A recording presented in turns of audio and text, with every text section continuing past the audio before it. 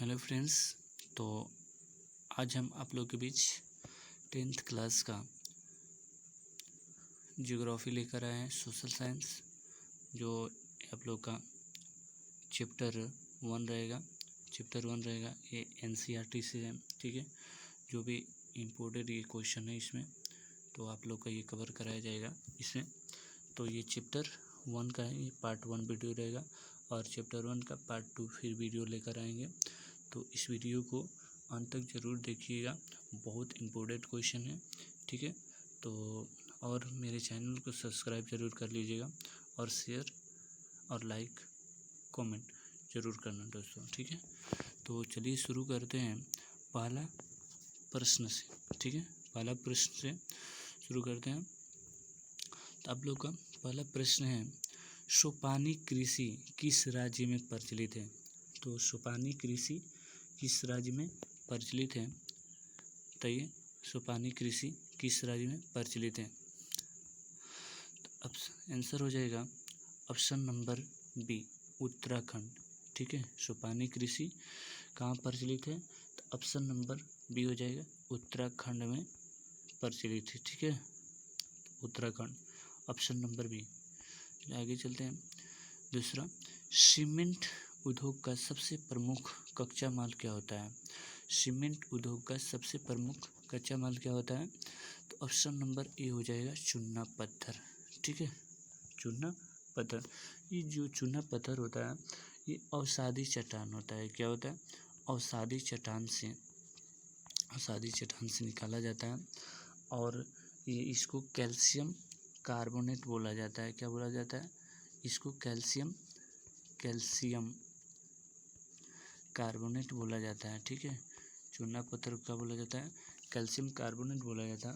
और इसका फार्मूला का बात बोल रहे हैं तो इसका फार्मूला CaCO3 होता है, इतना ज़रूर याद रखिएगा, ठीक है। तो सीमेंट उद्योग का सबसे प्रमुख कच्चा माल क्या होता है? चूना पत्थर होता है। ये अवसादी चट्टान से निकाला जाता है और इसको कैल्शियम कार्बोनेट बोला जाता है, जिसका फार्मूला CaCO3 होता है, ठीक है। चलिए फ्रेंड्स, आगे तीसरा प्रश्न आपके बीच। तीसरा प्रश्न है, कौन भारत का सबसे बड़ा लौह उत्पादक राज्य है? लोहा यानी कि भारत का सबसे बड़ा लौह उत्पादक राज्य कौन सा है? तो ये हो जाएगा कर्नाटक। कौन सा हो जाएगा? कर्नाटक राज्य हो जाएगा, ठीक है। आगे चलते हैं। चौथा, किस खनिज को उद्योग को जननी माना जाता है? तो किस खनिज को उद्योग को जननी कहा जाता है? तो लोहा का उद्योग को जननी कहा जाता है, ठीक है। तो ऑप्शन नंबर सी हो जाएगा, ठीक है। आगे चलते हैं। पांचवा क्वेश्चन है, इनमें कौन आधात्विक खनिज का उदाहरण है? आधात्विक खनिज का उदाहरण है, तो आधात्विक खनिज कौन सा है? तो इसमें अवरक हो जाएगा। क्या हो जाएगा? अवरक हो जाएगा, ठीक है। तो आधात्विक खनिज का उदाहरण अवरक। आगे चलते हैं। छठा क्वेश्चन है, भारत में लगभग कितने प्रकार के खनिज पाए जाते हैं? देखिए, भारत में लगभग 100 से ऊपर ही खनिज है, लेकिन इसे ऑप्शन के अनुसार 100 ही कह सकते हैं, ठीक है। तो भारत में लगभग कितने प्रकार के खनिज पाए जाते हैं? तो 100, ठीक है। आगे चलते हैं। 7वां क्वेश्चन, चरक का संबंध किस देश से था? चरक का संबंध किस देश से था? तो ये भारत से था। कौन से? भारत से। चरक एक राजनीतिज्ञ थे, ठीक है। ये कुषाण राज्य के राजभाई थे, राजनीतिक थे, ठीक है, चरक। तो ये कौन से देश से थे? तो ये भारत से, ठीक है। आगे चलते हैं। 8वां क्वेश्चन, भारत का प्रथम तेल शोधक कारखाना कहाँ स्थित है? भारत का प्रथम तेल शोधक कारखाना कहाँ स्थित है? तो डिंगबोई कहाँ है?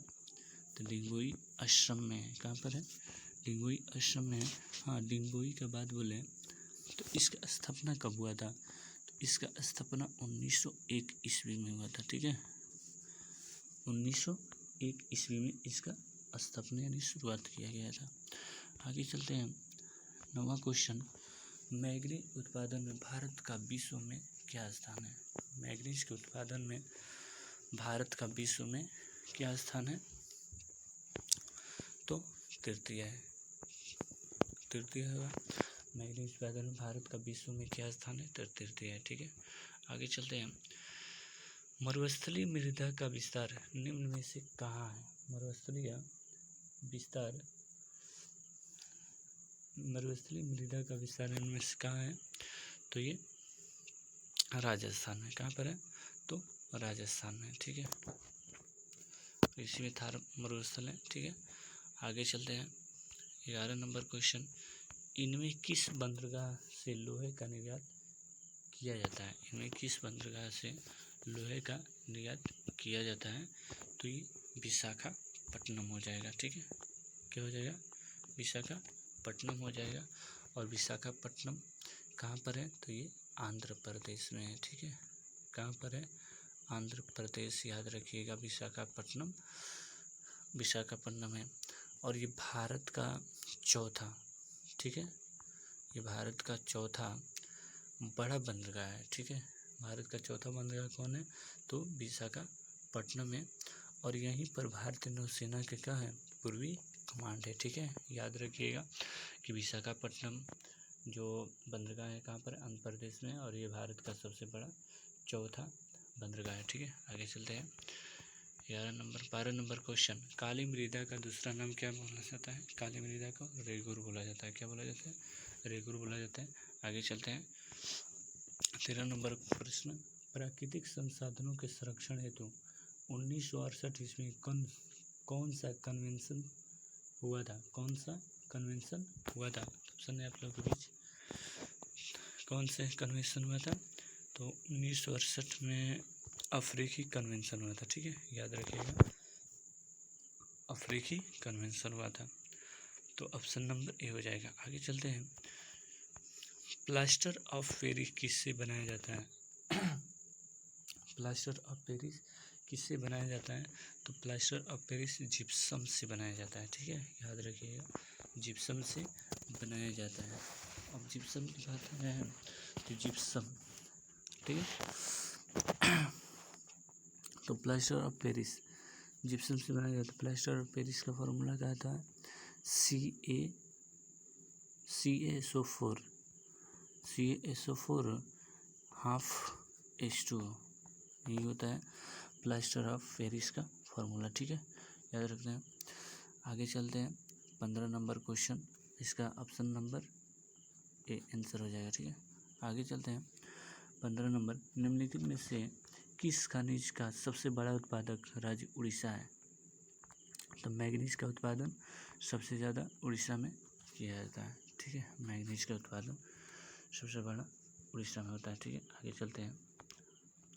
भारत में तांबा का कुल भंडार कितना है? भारत में तांबा का कुल भंडार कितना है? तो 125 करोड़ टन। ठीक है, 125 करोड़ टन है। आगे चलते हैं। 17 नंबर क्वेश्चन, एल्युमिनियम बनाने के लिए किस खनिज की आवश्यकता पड़ती है? एल्युमिनियम का एस कैसे ही पता है? एल्युमिनियम का एस क्या होता है? बॉक्साइड होता है। ठीक है, तो एल्युमिनियम का एस क्या है? बॉक्साइड। ऑप्शन नंबर डी हो जाएगा। आगे चलते हैं।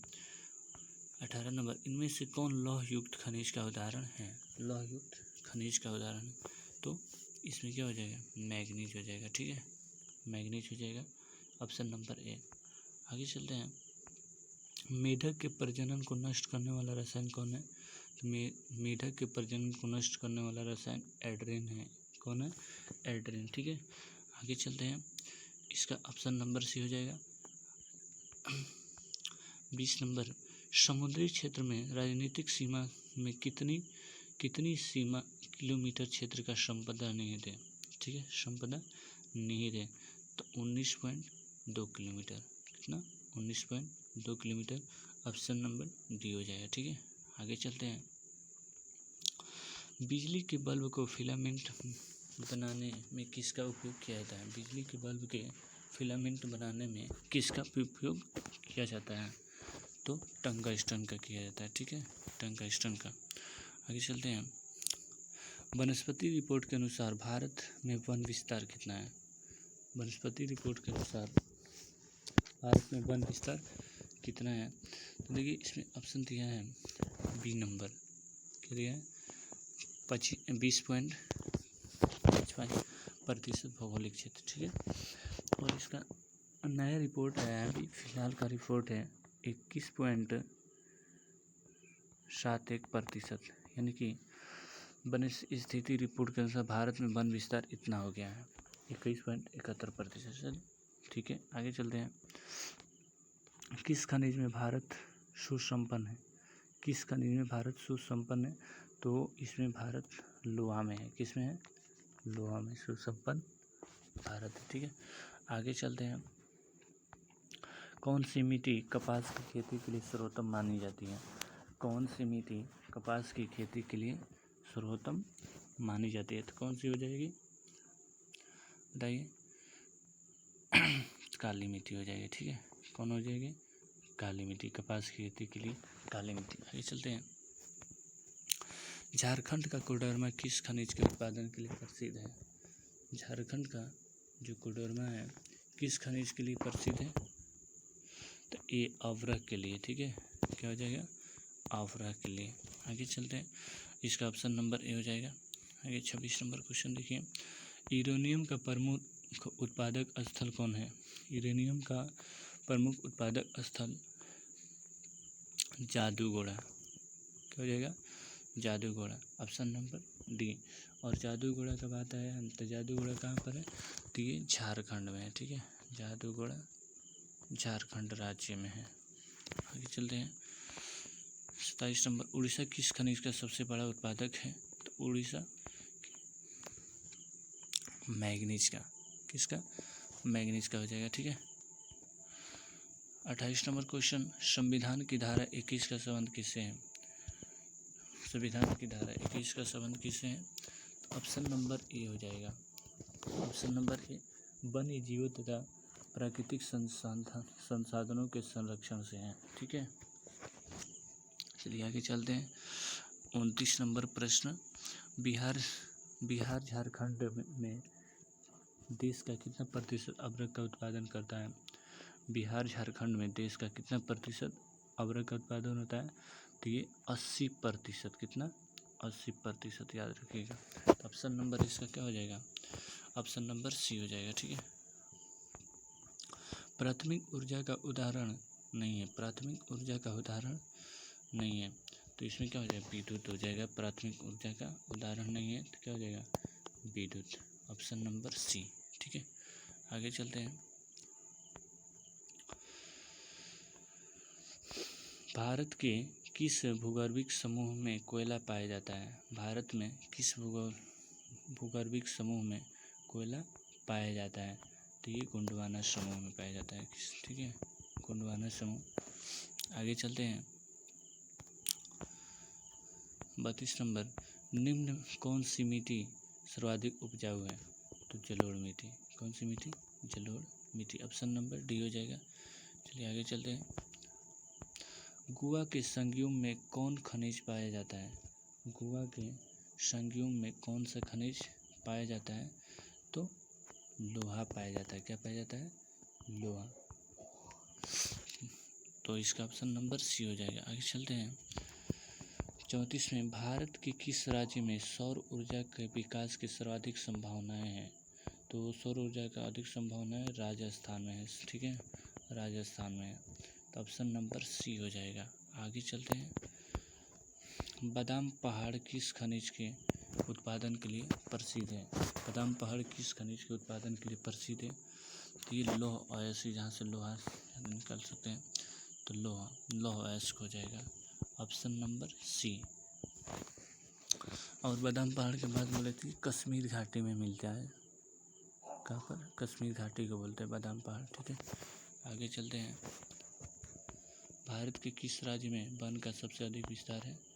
तो ऑप्शन नंबर सी हो जाएगा, मध्य प्रदेश। कौन से? मध्य प्रदेश। आगे चलते हैं। ऊर्जा का गैर पारंपरिक स्रोत है। ऊर्जा के गैर पारंपरिक स्रोत क्या है?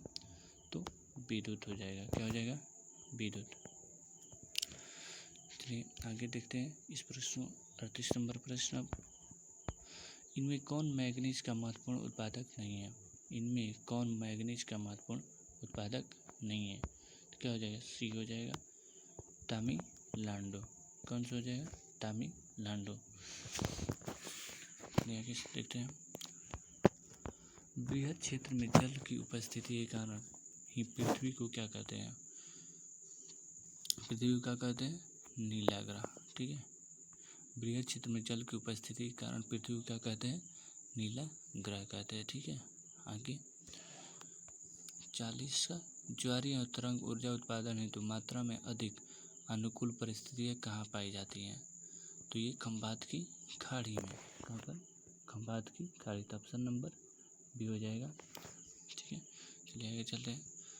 तो यहाँ अपने ये तो ये थे फ्रेंड्स 10th क्लास का ज्योग्राफी का फर्स्ट, ठीक है, फर्स्ट चैप्टर का पार्ट 1 और पार्ट 2 जल्दी अपलोड कर देंगे।